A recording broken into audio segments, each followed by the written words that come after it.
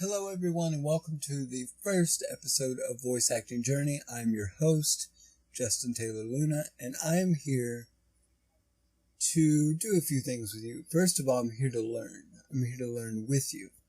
I'm an aspiring voice actor, as you can tell by my terrible microphone quality.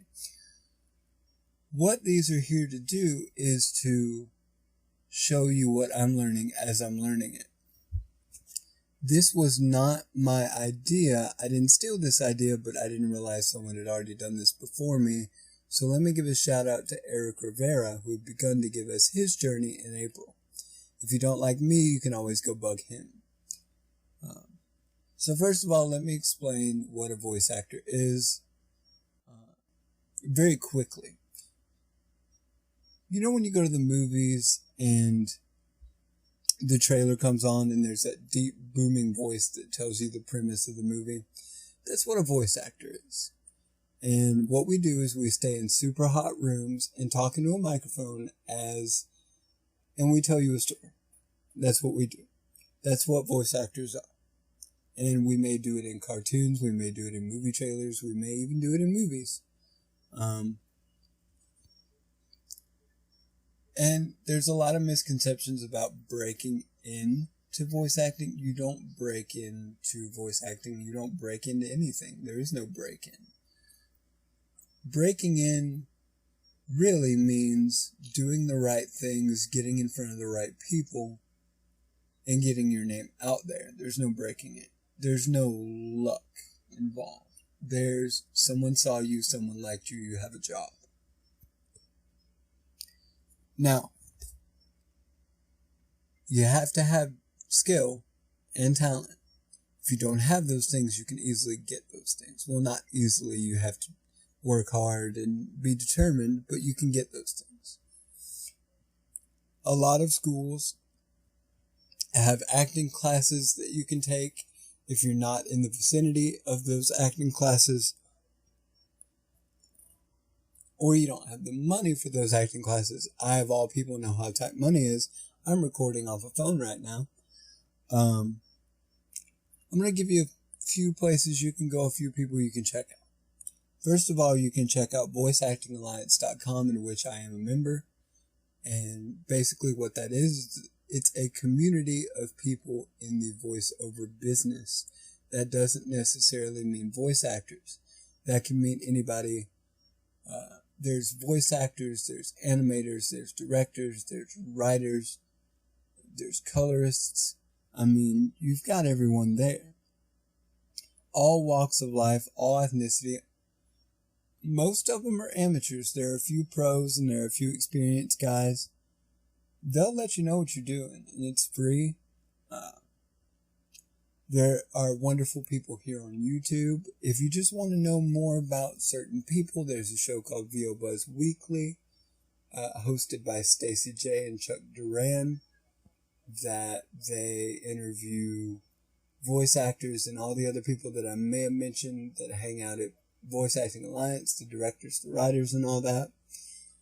And they basically give their life story and how they got there and what they do.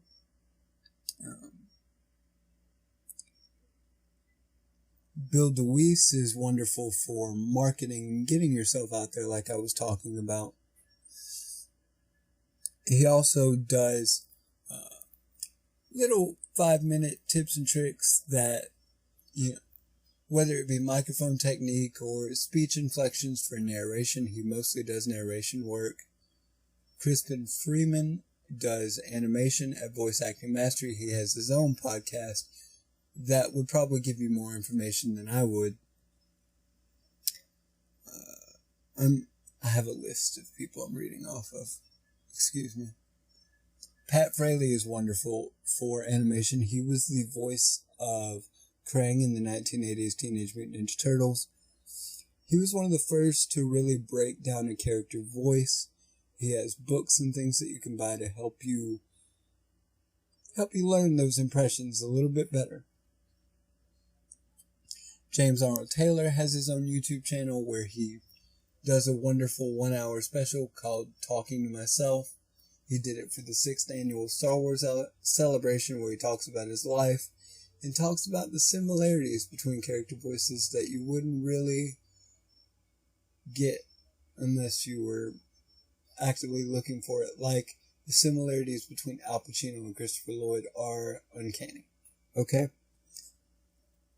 He also has a 4-part series on his channel where he goes through a typical day of voice acting for him in his own home studio.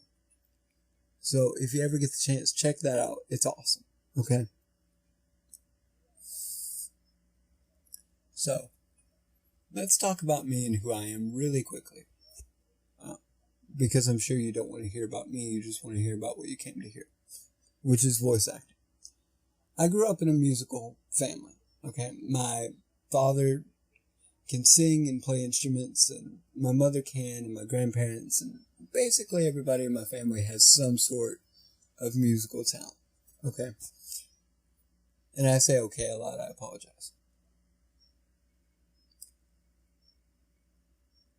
So, I took to that happily as a kid. I love music. You can't help but love music when you grow up in a family like that. In middle school, I started taking choir classes, and I probably took them long before then. I just don't remember. So middle school is where I really started to get into it. And I was thankful enough to work with the teacher who taught my dad, and she was also the drama teacher for the school as well. And I'm thankful that I got to even meet this person every day of my life, so special thanks to Rebecca Walker. And she really inspired in me the confidence that I needed to do this, because I'm 19, I have cerebral palsy and live out in the middle of nowhere. I don't have the best self-esteem for this. I'm not shy, I just don't have good self-confidence. So in my sophomore and junior years of high school, I was forced to choose between robotics and choir. And I chose robotics because it's job skills, and I'm pretty sure I was going to need a job. And I'm still sure I'm going to need a job. So I took robotics for those 2 years. And during those 2 years, I realized that I had something called choir syndrome.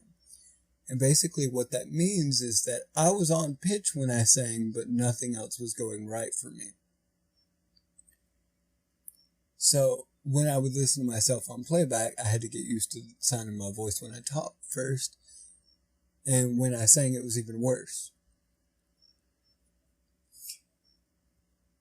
So while I was in robotics and singing to myself at home, I realized that I had to get better at what I was doing because I wasn't getting any better. So I went to YouTube and I looked up warm-ups, because we had done warm-ups in choir, but they were the quick ones that took about 5 minutes and got your voice ready. But I needed warm-ups that would improve my voice exponentially. And I found those, and I started using those, and my voice did get better, and I was able to actually listen to my voice on playback. Maybe not singing, but talking certainly improved. During this time also, I had watched The Dark Knight with Heath Ledger and Christian Bale, or Christian Bale and Heath Ledger. And fell in love with acting, with on-screen acting. Now, with cerebral palsy, my mobility is not the best. My legs aren't as strong as they need to be. My arms not as strong as they need to be. So my mobility really doesn't look that great on a camera, which is a major drawback if you want to be an on-screen actor. But I was still determined to do it. Around that time, I found the Star Wars radio play from Emerald City Comic Con on YouTube, where people like John DiMaggio, Tara Strong, who I grew up listening to on Teen Titans, Rob Paulson, who was in the Animaniacs, all these people reading Star Wars as different character voices, and I fell in love because I was so fascinated with character voices and being able to change my voice and being sounding completely different than what I do. But that required a couple more exercises that were more geared to voice acting. But a lot of the ones that I do, a lot of the singing warm-ups that I was already doing,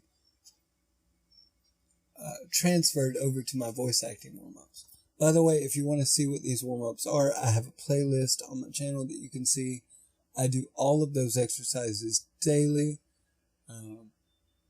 Lip rolls, vocal fry, gentle vocal fry, stretches, tongue twisters. I do all those daily. So if you don't know how to warm your voice up, definitely check that out. It takes about 30 to 40 minutes each day, and it's a lot of fun. Now, I got to a point where I thought I knew a lot about what I was doing, and I felt like I couldn't learn a lot more unless I spent some money, which I didn't have. But I knew I had to progress in some way. So I began to research, and I found these people called onvoiceactingalliance.com. And they had everything that I needed.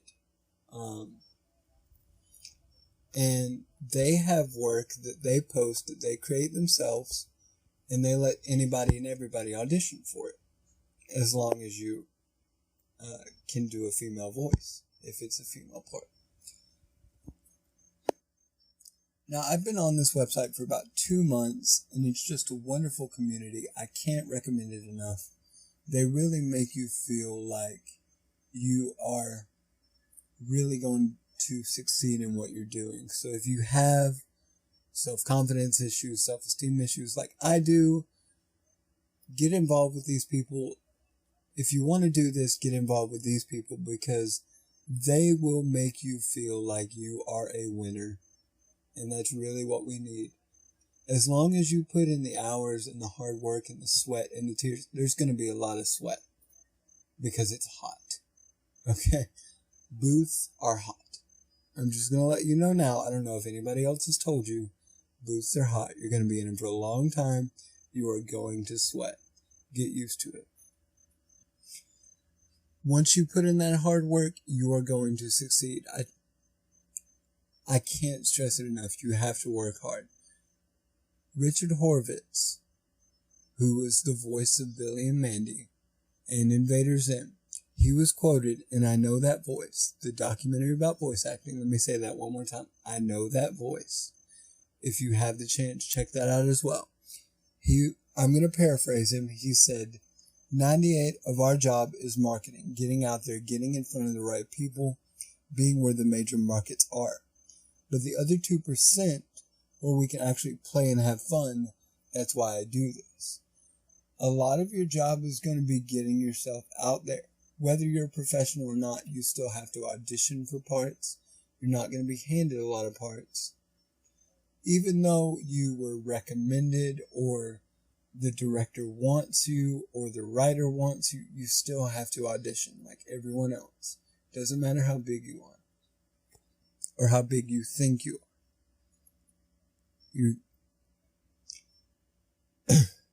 Sorry. Anyway, I'm sorry we really didn't get to my week. The only thing I did this week on Friday, I auditioned for another role. I auditioned for 3 roles for one project, and I'm still waiting to hear back. I should hear back something by tomorrow. And it's not really a matter of getting the job or not. What you have to realize is that you put yourself out there whether you got the job or not. So somebody heard you, and somebody's going to keep you in the back of their mind. So even if you don't get the job from auditioning, someone heard you. And that's what matters.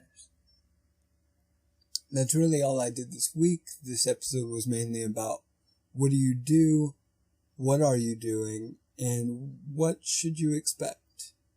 And I hope I covered it well. I hope it made sense. I hope I didn't ramble too much, because I have a tendency to do that.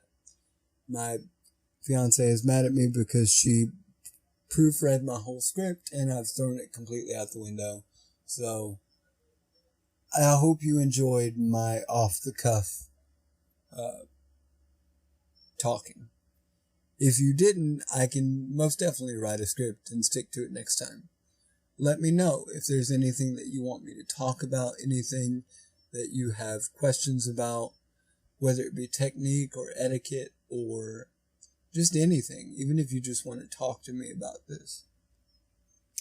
Please write in the, I forgot what they were called, in the comments down below. I read all the comments, even if I don't reply to them, I read them. And I will definitely I will definitely answer any questions that you may have. Have a great week. I'm Justin Taylor Luna. Thank you for listening and putting up with me. Bye.